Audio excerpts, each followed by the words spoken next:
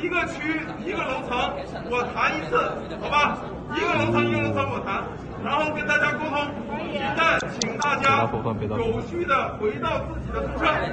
如果今晚每一个宿舍我没有走到，那是我的责任。如果今晚每一个宿舍的哪个同学有意见，都可以谈。先把全体谈了。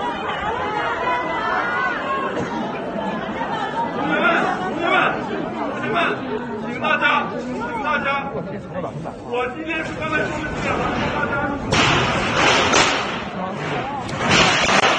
太强了！请大家有序的。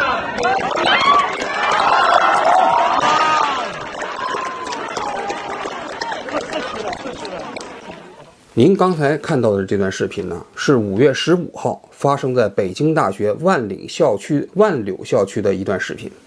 视频中间呢，有几个学生推倒了一堵墙，然后有一个校领导在跟学生沟通。这件事情的来龙去脉是这样的：这个北京啊，最近疫情比较严重，各个单位都开始推行比较严厉的防控措施，北京大学也不例外。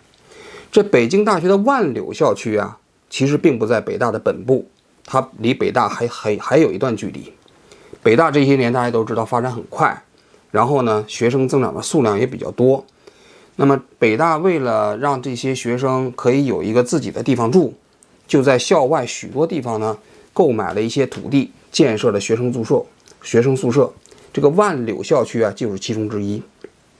这个万柳校区呢，只有住宿区，没有教学区。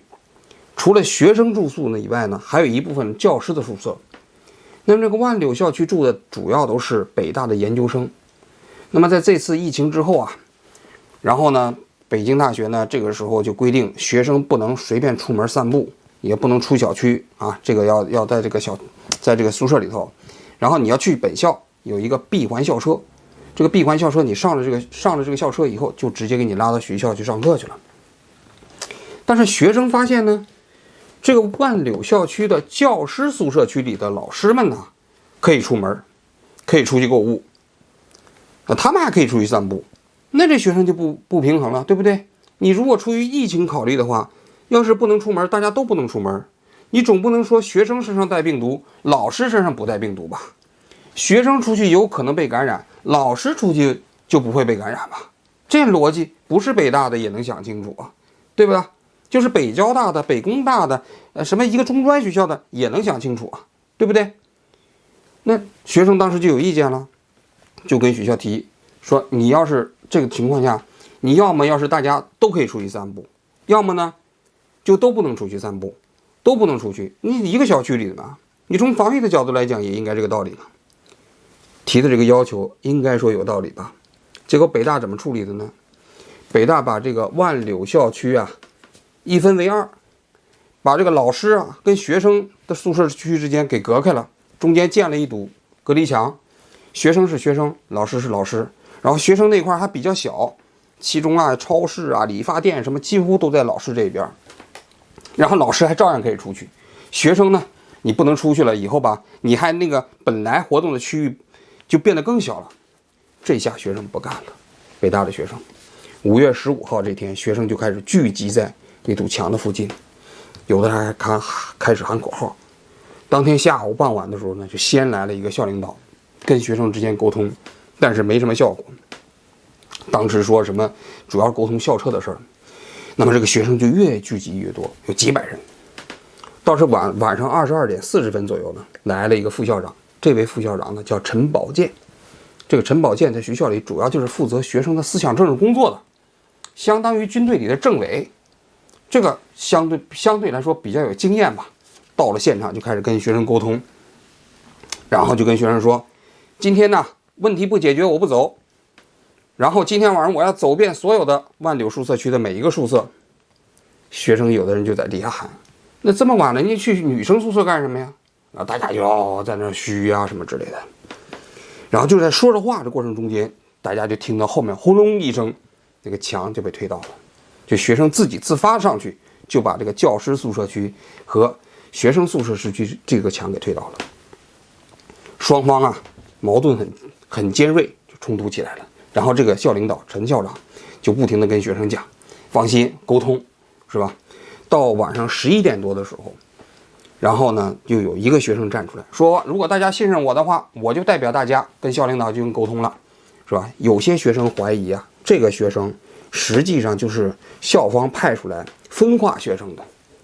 当然，有的认为这个学生很勇敢啊，当然我们也并没有太多的这个信息，我也是根据这个北大校方、北大校内的这些信息传过来的，复原的现场啊。总而言之，这个时候学生就开始出现有点松动了。然后这个学生跟那个校方提的意见就是，如果你要是隔离的话，分开的话，你把那个花园你要给学生多一点，你不能给老师那么多。再一个就是要增加闭环校车的数量，让学生到这个北大本部之间啊，这个去得更容易。那么到了晚上12点左右，学生就开始陆续散了。据说是到1点左右，各个系的辅导员就开始跟自己的学生、系里的学生就让鼓励学生互相监督揭发。那个天晚上谁去了现场指认，那现场的要登记，这样弄起来了。但是第二天总体来说这个问题是基本解决了。这问题就是说，这个陈宝剑就提出来了，墙拆掉，门口的隔离栏也拆掉，然后呢还现场保证不处理任何学生。客观来讲啊，北大学生对这个处理结果还是比较满意的，而且呢，校方为了安抚学生的这个情绪啊，马上开始采取了一系列的怀柔政策，比如说这万柳校区啊，这个过去买东西不方便呢，出去不让散步吗？对不对？点外卖这现在又特别难吗？这北大的校方就联系了一个金客隆超市，开着车免费给学生送货，你要买什么东西，咵给你送过来。这你没闹事儿之前，你肯定没这待遇啊，对吧？然后呢，那老师体育课的带操的老师到现场带学生跳操，因为你隔离嘛，出不去嘛，没意思嘛。然后还有观影啊这些活动，甚至听说还要给学生发游戏券，开始收买呀，怀柔，是吧？让我想起来我当时啊大学刚毕业的一段往事。我大学毕业的时候，曾经在内蒙古工业大学当过2年老师，后来又考研究生上了北大读书啊。我在内蒙古工业大学当老师的时候呢，那个学校啊，它这个食堂分为学生食堂和老师食堂。我们这个青年教工呢，就在这个楼下的教工食堂吃饭。这个教工食堂的伙食啊，极其糟糕，非常难吃。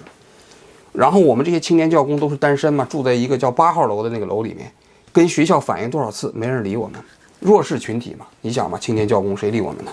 人家那些年长的教工人自己有家了，是吧？在家里吃，是吧？这我青年教工又是学校的，一般都是刚进来的，在学校里头也没有地位，也没人管。结果这个时候，我那时候大学刚毕业，血气方刚啊，我呢就觉得这件事情要解决，我就在那个8号楼里头串联。我跟我们那个青年教工说，咱们组织一次罢灶，解决这个问题。然后我就跟另外一个同学啊，不是个同学了，化工系的一个老师，是吧？我就连夜起草了一个，就是号召大家罢灶的这个声明。然后半夜的时候，趁着老师都睡觉了，我把它打印出来之后啊，我们2个就每一个青年教工的宿舍门上，我们挂了一个这个声明。倡议书，就号召第2天中午我们不去吃饭了，大家就在楼上就看这个青年教工这个食堂怎么办。就第2天早上我们2个就当没事一样就看嘛。结果你知道怎么着？第2天中午嘛，那个教工食堂那个饭做的特别好，校领导到门口见着我们青年教师啊，就拉着我们进去，说：“哎呀，快来吃饭呐！快来吃饭呐！今天的伙食特别好。”然后我们那8号楼里的青年教师啊，都站在楼上，趴着窗户往下看，因为我们的8号楼下面就是那青年教工食堂。然后大家就在这起哄，看谁进去，如果谁进去，谁就是叛徒，是吧？大家就瞧不起他嘛，因为这个时候看谁能够坚持立场嘛。结果当天下午，校领导就过来跟我们谈判。谈判的时候就说要解决，是吧？这个一定要解决教工食堂的质量问题。然后我呢代表这个青年教工还发了言，是吧？就说应该给我们解决这个问题。当然一般人是不知道这个是我组织的，是吧？但是据说后来校领导也知道了这个事情是我组织的。但是我想这里说什么呢？你就发现了吗？你不闹事儿，不解决问题；你一闹事儿，问题就解决了，很快，而且解决的时候，有的时候还超越了你的期望值，是吧？就是那教工食堂，当然呢，好了几天，过几天又那样了啊。我说北大学生这个事情就是这样，你看他不闹事儿的时候，解决问题吗？不解决，一闹事儿解决了，是吧？这就是很多中国处理问题的一个方式啊。你按照正常的程序去反映问题，没人理你。你用这种方式一解决，马上就解决问题了。当然，北大这个还特殊啊，因为什么校方对学生聚集在一起特别害怕呀？因为学生，尤其是北大学生聚集在一起，带有太强烈的象征色彩了，这个很可怕呀。一个是媒体会报道，尤其是外媒会报道，还有一个确确实实这个象征意义太强了。所以北大的那个所谓的校领导的一个非常重要的工作，就是不能让学生参与各种各样的群体性事件，甚至也不能发起任何群体性事件。大家都知道，从89年以后，或者这么讲吧，从76年以后，其实北大的学生真正参与到政治事件中间，就是89年的一次。其他的北大学生其实是闹过一些事儿的，就我们读书的时候，那昌平校区，北大原先有个昌平园校区啊，有一个女生从本部去昌平园校区，那个时候还没有班车啊，就坐自己的车，或者那个班车好像是她没赶上，我记不太清楚这个细节了啊。就一个女孩子从本部返回昌平园校区的时候，结果呢失踪了，2天以后发现被人强奸伤害了，结果当时北大很多学生就不干了，就起来聚集在一起，好像搞了一个小规模的游行。当然北京市公安局就很重视了，很快就把那个犯罪分子给抓到了，好像后来还枪毙了。更早的时候也有过，北大有一个学生在自己校园里的食堂这个餐馆吃饭，跟校外的一些人到那个餐馆吃饭的人发生了口角和冲突，结果那校外的人3下5除2把这北大学生给打死了。结果连夜北大的学生就组织起来去游行了，中关村那转了一圈，结果这一转一圈，那个打死人的人他从北京就跑掉了，跑到外地了，马上抓回来枪毙了。所以就是北大学生聚集在一起啊，那对有很多部门来说，这是一个巨大的政治压力，非常可怕。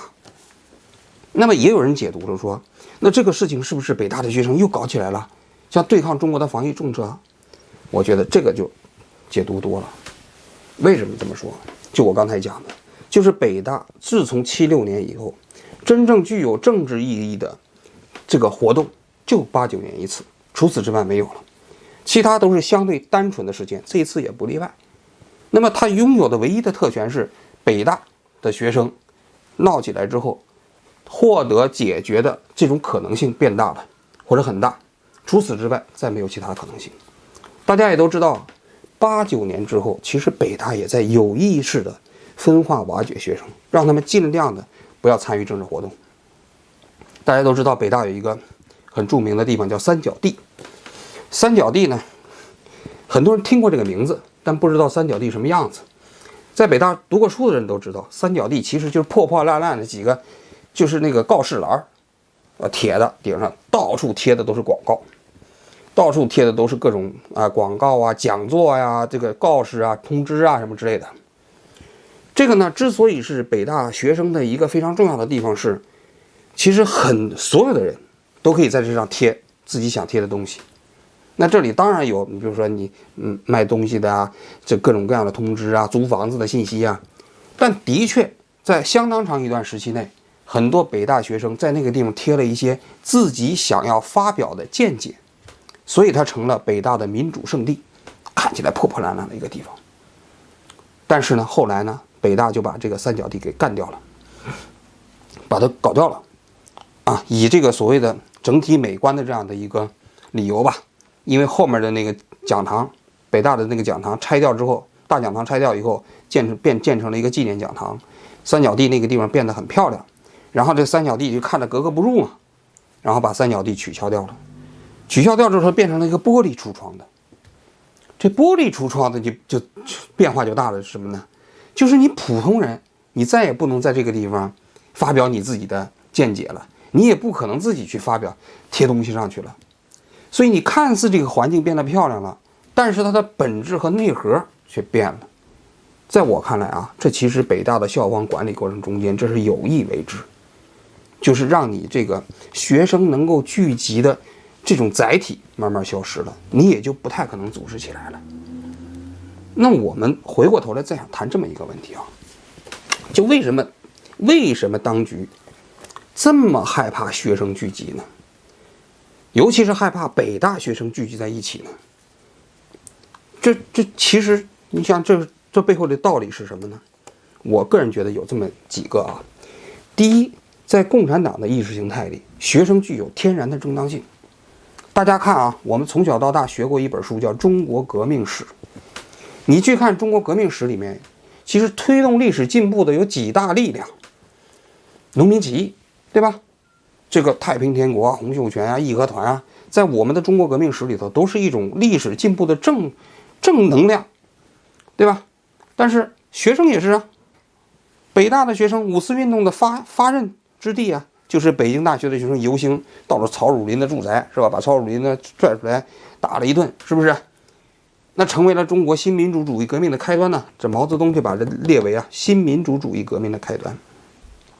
多了，包括我们中学学的课文，鲁迅先生写的《纪念刘和珍君》，那刘和珍君做什么了？就是一个学生嘛，上街游行被打死了。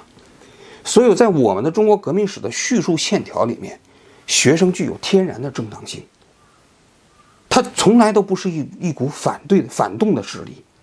但是你想想，如果在我们这个新中国的环境里，学生如果上街了，你怎么办？你要镇压他吗？你要镇压他，毛主席曾经说过，镇压学生的都没有好下场，那你怎么弄？是不是？所以这个很不好处理啊，所以不能让学生随便上街，他特别害怕学生上街啊，就要把这个学生上街扼杀在那个萌芽里。第二个，这个学生运动啊，确实非常容易转化成社会运动，因为学生这个群体啊，相对来说没有太多的利益的束缚和羁绊，不像一般的工薪阶层，他可能更多的关心的是自己这个行业或者自己的这个领域内的利益得失。你比如说业主闹起来，很可能是因为他自己这个社区里面的利益发生了矛盾，他会闹起来。但是学生往往那些诉求呢，的确是这个社会的公共诉求，他一旦闹起来之后，他的这个情绪啊和思想啊和内容啊，特别容易传播到这个社会上的其他领域内去。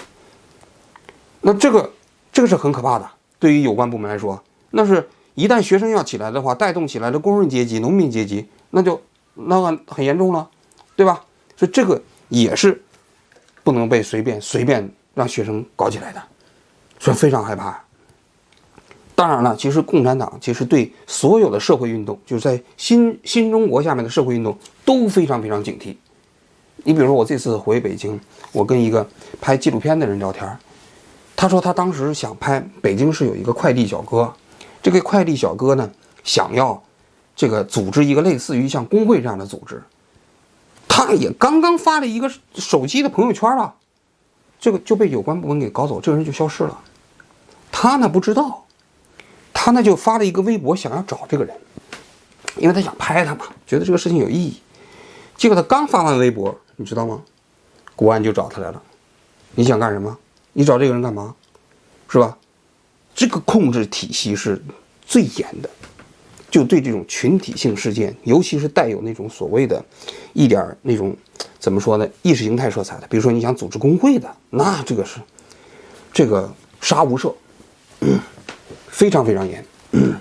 那在我看来，就是北大学生这一块啊，就我说的，通过这些年的这种润物细无声的方式的控制吧，可以说其实北大学生也不太可能再通过其他的途径去来表达自己的政治诉求了，他也就只能在自己眼前的那点利益上去争取一下了。很多人可能不同意，但我给你们大家讲一个故事啊。18年、19年的时候，北大曾经出过一起事件，就是著名的马会事件，就是马克思主义研究会。学生啊搞了一个马克思主义研究会。这个马克思主义研究会呢，他们是想恢复马克思主义的原教旨主义的那个理论。他们认为这个现在这个社会啊，都是资本家在剥削工人，工人的权利得不到保护，是因为这个剥削阶级，这个在剥削老无产阶级。就马克思主义的那些原著里面，基本不都是讲的这些吗？我们小时候政治课不也讲的这些理论吗？是吧？所以马克思主义研究会是试图恢复这样的一种马克思主义的思想。结果这个马会呢，在18年、19年的时候出事儿了。出什么事儿了呢？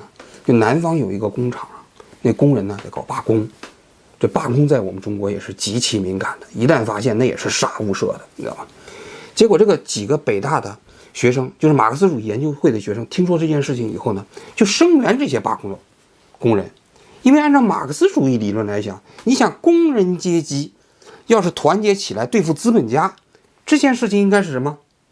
充满了正当的正能量的事情，是不是？但是我们改革开放以后，你想想，所有的地方的工人如果是罢工的话，那绝对是高压管制，对不对？那这些北大的马克思主义研究会的学生就认为，按照马克思主义的理论，工人罢工对付资本家，那这就是天然正当性嘛，所以他们要支持。结果呢，公安局的人就把这几个北大的学生叫过去了，给他们看别人认罪的视频，给他们看，就是类似事件的啊，警告这些学生，因为你毕竟是北大的，人还给你留了一面，你看到吗？这是下场啊，认罪呢。结果这几个马克思主义研究会的学生回去以后啊，不但没有妥协，反而呢，还把这些视频发到网上去了，还接受了外媒访问。你想想，这个严重了吧？结果这几个人立刻就被抓了，其中那个马克思主义研究会的头还被勒令退学了，而且这个马克思主义研究会也被改组了，校方就派人进去了，就等于把这个马克思主义研究会就肢解了。这个事儿其实有两个因素可以解读，一个呢就是说，马克思主义的学说在今天的中国都不能随便讲了，那中国还算是一个社会主义国家吗？是吧？这是一个问题。我先来讲一讲啊。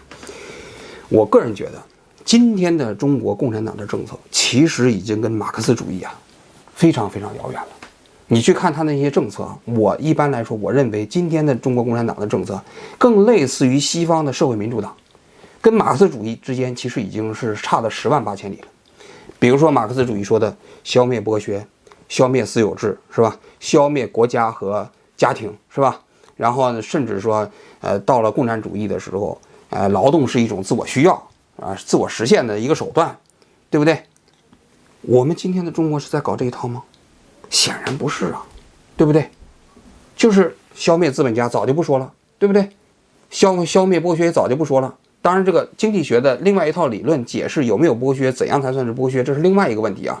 总而言之，马克思主义说的消灭私有制、消灭剥削的这样一种主张，在中国是完全没有人提了。那也就是说，今天中国所搞的这一套东西不能称之为社会主义了。你要用马克思主义那个标准来衡量，肯定不算社会主义，对吧？也就是说，正因为如此，原教旨主义的马克思主义在中国已经变成了异端邪说。不光如此啊，我跟你讲啊，文革的时候就是如此。文革的时候，你知道有一批好学的红卫兵，就是比较有思想的红卫兵，拿马克思主义的原著来读，读来读去发现有问题啊。对照当时的中国社会现实说，这不能搞这个个人崇拜，这个马克思主义反对个人崇拜啊。那你中国当时天天喊毛主席万岁，这能叫马克思主义吗？很快就被抓了。当年刘冰燕先生写过一本书叫《第二种忠诚》，如果你没有兴趣的话，就找来看一看，讲的就是这段故事和历史。所以我就说，其实不光是在今天，历史上的时期，马克思主义、原教主义的思想在中国也不受欢迎。包括你看现在不光是马会了啊，就是那个所谓的乌有之乡，大家都知道，乌有之乡是左派，是吧？那个左派它也是比较靠近于马克思主义的原教旨主义的那个思想，在中国也不受待见呢，是吧？我们的当局从来不喜欢他们呀，是吧？所以就是原教旨主义的马克思主义在中国是没有市场的，在官方是不会得到认可的，甚至是危险的。这是第一。第二，从那个现象你可以看到，就是有关部门对北京大学的学生，你一旦要想搞带有政治意味的活动，打击是毫不留情的。在这种背景下，你要指望北大的学生还想肩负起所谓怎么说代表着全14亿中国人民，然后怎么跟当局之间进行博弈，我个人觉得很多人想多了，不太可能。就我的观察，就是89之后的北大学生基本上就变得越来越现实了，理科的学生基本就都出国了，是吧？生物系的、化学系的，当时是去北美的，你去看一下，北大的学生特别多。文科的学生基本上毕业之后，要么去从政了，要么去经商了。有这个所谓的家国情怀，想要代表这个北大学生身上的那种责任感，要启蒙民众，要怎么样运动，几乎没有了，这个空间几乎没有了。所以今天啊，最后的时候，我想给大家读一段一位北大学生啊给我发来的私信。就是因为这件事情，他给我发来的私信，他说就事论事而言啊，本校学生啊对万柳事件的处理啊还是比较满意的。